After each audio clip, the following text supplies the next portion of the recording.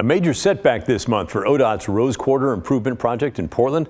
They were denied a federal grant of $750 million. And now the future of the project is a bit hazy. Here's some background. The project plans to widen a 1-mile stretch of I-5 with an additional lane in both directions through inner northeast Portland and put up a big freeway cap on top.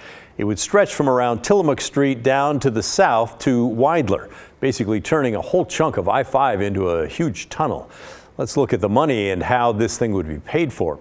The full project's estimated price tag is somewhere between $1.5 and $1.9 billion.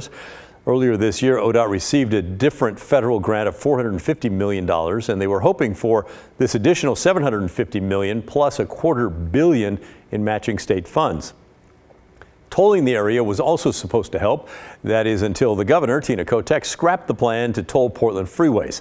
That still is on the table for the future, by the way. But now, without that $750 million extra from the feds and no tolling at the moment, well, what's next?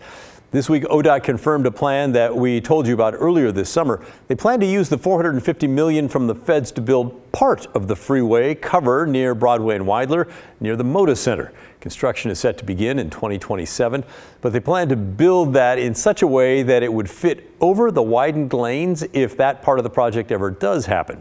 Whether or not that actually comes to fruition depends on what ODOT is able to do in the coming years when it comes to funding. They tell us they'll be applying for future federal grants and working with the state legislature during this upcoming long legislative session. And as we've explained many times in the show, the big headline of the 2025 session in Salem will be a transportation package to fund ODOT. The agency's in financial dire straits, something like $1.7 billion short of this year's budget, what they need.